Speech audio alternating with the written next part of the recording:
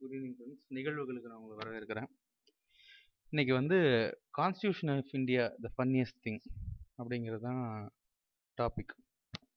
என்ன காரணம் அப்படின்னு பார்த்தீங்கன்னா, கான்ஸ்டியூஷன் ஆஃப் இந்தியா அப்படிங்கிறது வந்து 1947 1950 வரைக்கும் ஒரு பெரிய குரூப் எல்லாம் சேர்ந்து அவங்க தான் எழுதுனது.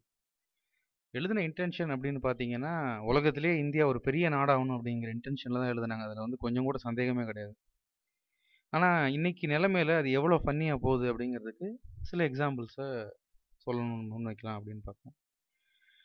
முதல்ல நம்ம கான்ஸ்டியூஷன் ஆஃப் இந்தியா வந்து ஃப்ரேம் ஆனது அப்படின்னு பார்த்தீங்கன்னா, கான்ஸ்டியூஷன் அப்படிங்கிறது என்னன்னு தெரிஞ்சுக்கணும். இன்னைக்கு வந்து நிறைய போராட்டங்கள் நம்ம பார்க்குறோம். பர்டிகுலராக வந்து இந்த ஊழலுக்கு எதிராக நிறைய போராட்டங்கள்லாம் நடக்குது. அண்ணா சாலை போராட்டம், கூடங்குளத்துக்காக போராட்டம், அதுக்கப்புறம் மாவோயிஸ்ட் போராட்டம், இந்த நிறைய போராட்டங்கள் பார்க்குறோம். ஆனால் இந்த போராட்டங்களில் கலந்துக்கிற நிறைய பேருக்கு இந்தியன் கான்ஸ்டியூஷன் பேசிக் லா எதுவுமே தெரியாது. யாரோ ஒரு தலைவர் இருக்காருன்னு சொல்லி அவங்க பின்னாடி அப்படியே கண்மூடித்தனமாக தான் ஃபாலோ பண்ணுறாங்க. ஸோ இந்த கான்ஸ்டியூஷன் அப்படிங்கிறது என்ன அப்படின்னு பார்த்தீங்கன்னா, ஒரு பேசிக் லா. என்னக்கு அப்படின்னா ஃபண்டமெண்டல் லான்னு சொல்லலாம், இல்லை சுப்ரீம் லா ஆஃப் த ஸ்டேட்னு சொல்லலாம். இது எதுக்காக வச்சுருக்காங்க அப்படின்னா, எந்த ஒரு நாடுலேயும் வந்து பொலிட்டிக்கல் பார்ட்டிஸ் மாறலாம், சிஸ்டம்ஸ் மாறலாம், கவர்மெண்ட் மாறலாம். ஆனால் லா வந்து இந்த பேசிக் லா அப்படிங்கிறது மாறக்கூடாது. எப்படின்னா ஃப்ரீடம் ஆஃப் ஸ்பீச் இதெல்லாமே வந்து கான்ஸ்டியூஷனில் இருக்கிறது தான். அதனால தான் இன்னும் கூட நம்மளை வந்து நிறைய அரசியல்வாதிகள் விற்காமல் இருக்கிறாங்கன்னு நினைக்கிறேன். இல்லைன்னா என்ன வித்து தள்ளியிருப்பாங்க. ஸோ நம்ம வந்து இந்த அடாப்ட் பண்ணியிருக்கிற கான்ஸ்டியூஷனுக்கு வந்து என்ன சிஸ்டம்னு பார்த்தீங்கன்னா, குவாசி ஃபெடரல் சிஸ்டம்னு சொல்கிறாங்க. அது என்ன அப்படின்னா, கவர்மெண்ட்டில் ஃபெடரல் சிஸ்டம் அப்படிங்கிறது என்னன்னு புரிஞ்சுக்கணும். ஃபெடரல் சிஸ்டம் அப்படிங்கிறது வந்து 2 கவர்மெண்ட் இருக்கும். அதாவது ஸ்டேட் கவர்மெண்ட் ஒன்று, சென்ட்ரல் கவர்மெண்ட் ஒன்று. அதுதான் ஃபெடரல் சிஸ்டம். அது வந்து டியூவல் கவர்மெண்ட்னு சொல்லுவாங்க. இன்னொன்று யூனிட்ரி சிஸ்டம், யூனிட்ரி கான்ஸ்டியூஷன் அப்படின்னு சொல்லுவாங்க. யூனிட்ரி கான்ஸ்டியூஷன்ல ஒரே சிஸ்டம், சென்ட்ரல் கவர்மெண்ட் மட்டும்தான். சிறிய நாடுகளுக்கு வந்து அது ரொம்ப கரெக்டாக இருக்கும். பெரிய நாடுகளும் அது பண்ணுறாங்க. பர்டிகுலராக கம்யூனிஸ்ட் ஆட்சிகள்லாம் மோஸ்ட்லி வந்து குவான்சி சிஸ்டமாக தான் இருக்கும். ஐ மீன் யூனரி சிஸ்டமாக தான் இருக்கும். ஒரே ஒரு கவர்மெண்ட் தான் இருக்கும், சென்ட்ரல் கவர்மெண்ட்.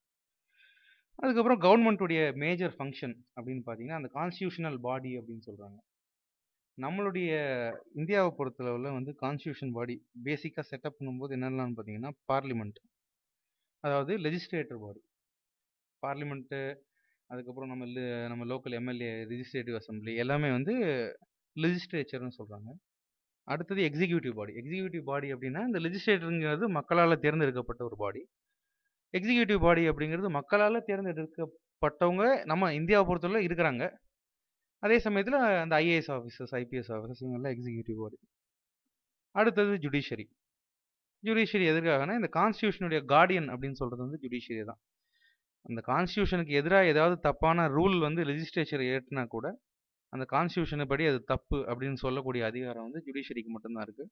அதுவும் சுப்ரீம் கோர்ட் சொல்லிடுச்சு அப்படின்னா அதை வந்து யாருமே கொஸ்டின் பண்ண முடியாது. ஸோ இந்தியாவில் அப்படிப்பட்ட ஒரு சிஸ்டம் தான் இருக்குது.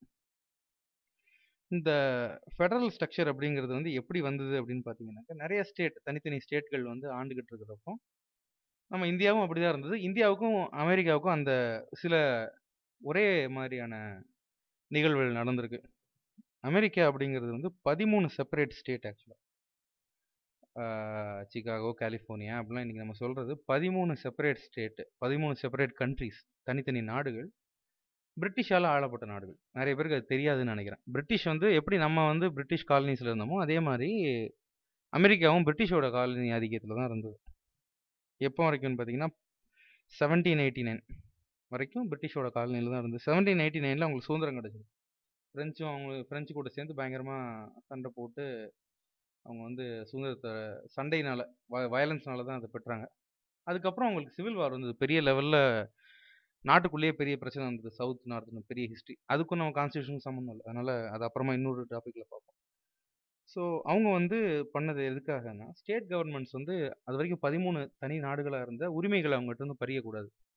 அதுக்காக ஸ்டேட் கவர்மெண்ட்ஸ் ஒன்றும், இன்னொன்று வந்து சென்ட்ரல் கவர்மெண்ட், அதுதான் ஃபெடரல் கவர்மெண்ட். இன்னைக்கு வந்து எஃபிஐ அப்படின்லாம் வந்து படத்தில் சினிமாலாம் கேள்விப்படுறோம்.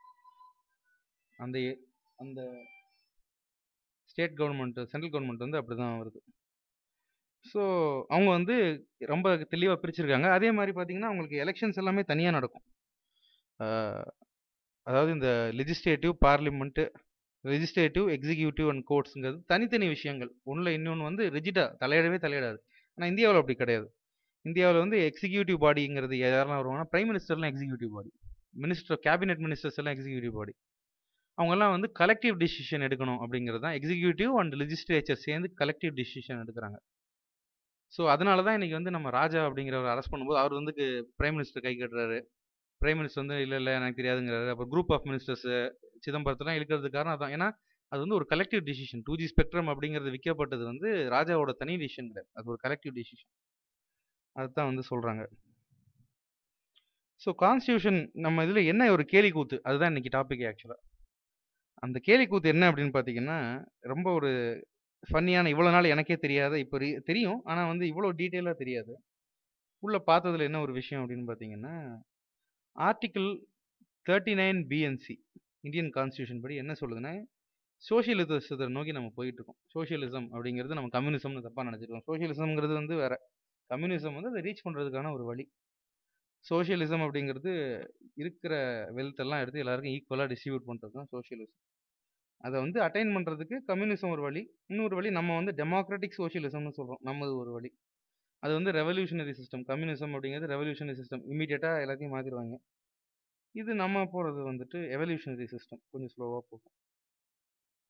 ஸோ செக்யூலரிசம் அதுதான் அது வந்து இது சோஷியலிசம் ஒரு கேலி கூத்து. எல்லாமே வந்து அம்பானிகள்ட்டயும், டாட்டாக்கள்கிட்டயும் தான் இன்னைக்கு எல்லா காசும் இருக்குது. மத்தவங்களுக்கெல்லாம் வந்து அவங்க டாட்டா காமிச்சிட்டே போயிட்டாங்க. ஒண்ணும் இல்ல. ஸோ அது ஒரு பக்கம். சோஷியலிசம் ஒரு கேலி கூத்து. ரொம்ப கேலி கூத்துன்னு பார்த்தீங்கன்னா செக்யூலரிசம். இந்தியா வந்து ஒரு செக்யூலர் கண்ட்ரின்னு சொல்றாங்க. Secular state. செக்யூலர் அப்படின்னா நம்ம நிறைய பேர் தப்பா நினைச்சிட்டு இருக்கிறது என்னன்னா, எல்லா ரிலிஜனையும் பிராக்டிஸ் பண்ணலாம் அப்படிங்கிறது தான் செக்யூலரிசம் அப்படின்னு நினைக்கிறோம். ஆனா உண்மை என்னன்னா, secular state has no religion அப்படிங்கிறது தான் செக்யூலர் ஸ்டேட்டோட மேஜர் முக்கியமான ஒரு கருத்து. இந்தியாவுக்கு இந்தியா அப்படிங்கிற நாட்டுக்கு வந்து ரிலிஜனே கிடையாது. எந்த ரிலிஜனையும் ஃபாலோ பண்ணாது. அதுதான் வந்து செக்யூலர். இது வந்து 2 எக்ஸ்ட்ரீம் இருக்கு. ஆக்சுவலா இந்த ஸ்டேட் கிரியேஷன்ல செக்யூலருக்கு 2 செக்யூலர் இல்லாம 2 எக்ஸ்ட்ரீம் இருக்கு. ஒண்ணு வந்து ரிலிஜனே இல்லாம எத்திசம். கம்யூனிஸ்ட் நாடுகள்லாம் வந்து ரிலிஜனே பேன் பண்ணிடுறாங்க. அத வந்து ஃபாலோ பண்ணக்கூடாது அப்படிங்கிறாங்க. No religion. அது எத்திசம். ரிலிஜன் வந்து இருக்கு. அதுதான் நாங்க ஃபாலோ பண்ணுவோம் அப்படிங்கிறது இந்த பாகிஸ்தான் வந்து இஸ்லாமிக் ரிப்பப்ளிக்ன்னு தான் சொல்லுவாங்க. அதே மாரி வாட்டிகன் சிட்டி. அதே மாரி நேபாள். நேபாளும் வந்து ஒரு ஹிந்து ஸ்டேட். ஸோ இதெல்லாம் பார்த்தீங்கன்னா, அ தியோகிராட்டிக்கல் ஸ்டேட் அப்படின்னு சொல்றாங்க. இது எல்லாமே தியோகிராட்டிக்கல் ஸ்டேட்.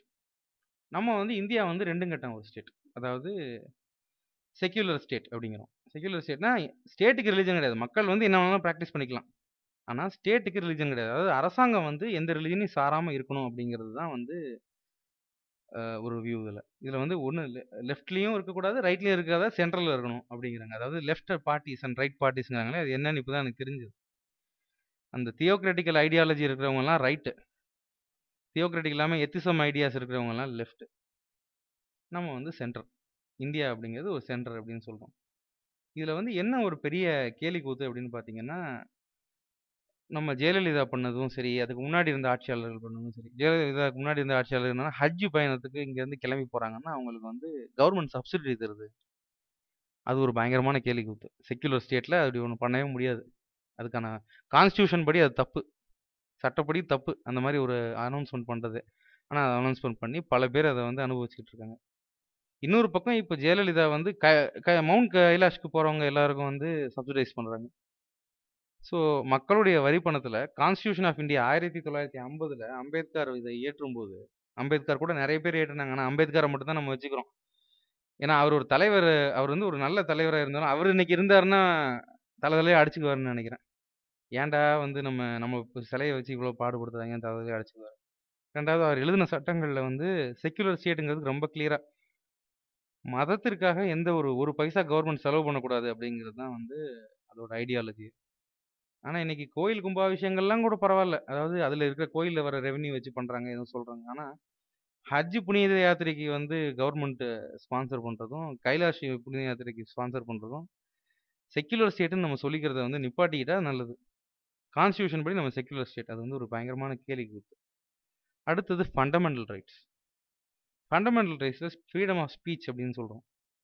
ஃப்ரீடம் ஆஃப் ஸ்பீச் அப்படிங்கிறது வந்து எவ்வளோ தூரம் கொடுக்கப்படுது அப்படின்னா, அரசாங்கத்துக்கு எதிராக நீங்கள் பேசாத வரைக்கும் அது வந்து ஃப்ரீடம் ஆஃப் ஸ்பீச். அரசாங்கத்துக்கு எதிராக என்ன பேசினாலும் இட்ஸ் பிகம் ட்ரீசன். அதுவும் பிரசாந்த் பூஷன் மேலே ஒரு கேஸ் போட போகிறாங்களாம். ஏற்கனவே அருந்ததி ராய் மேலே ட்ரீசன் கேஸ் போட்டிருக்காங்க. அதான் எதுவுமே பேசக்கூடாது அப்படிங்கிற சுப்ரீம் கோர்ட்டுகள் பல இடங்களில் இதை கண்டிச்சிருக்காங்க. கடைசியில் அங்கே போய் கண்டிப்பாங்க. விநாயக் சென்னுடைய முக்கியமான வழக்கிலேயே ட்ரீசன் அவர் வந்து ஒரு தேச துரோகி அப்படின்னு தான் வந்து போட்டாங்க. அவர் வந்து மாவோயிஸ்ட்டுக்கு ஹெல்ப் பண்ணாரா இல்லையாங்கிறத போலீஸால் ப்ரூவ் பண்ண முடியல. ஒருவேளை ப்ரூவ் பண்ணியிருந்தேன்னா கதை வேற மாதிரி போயிருக்கும். ஆனால் ப்ரூவ் பண்ண முடியல. அதுக்கு பதிலாக எப்படி அவங்க ப்ரூவ் பண்ணியிருந்தாங்கன்னா, அவருடைய பேச்சுக்கள்லையும் அவருடைய வீட்டில் இருந்த புத்தகங்களும் மாவோயிச கொள்கை தெரிஞ்சது அப்படின்னு. ஆக்சுவலாக மாவோயிசம் அப்படிங்கிறதே இன்னொரு ஒரு நல்ல டாபிக். அது இன்னொரு நாள் நம்ம பேசுவோம். இதை பொறுத்தளவில் இது வந்து எப்படின்னா ஃபண்டமெண்டல் ரைட்ஸ், ஃப்ரீடம் ஆஃப் ஸ்பீச்சை வந்து தடுக்கிற ஒரு விஷயம். அடுத்தது ஃப்ரீடம் ஆஃப் ரிலீஜன்.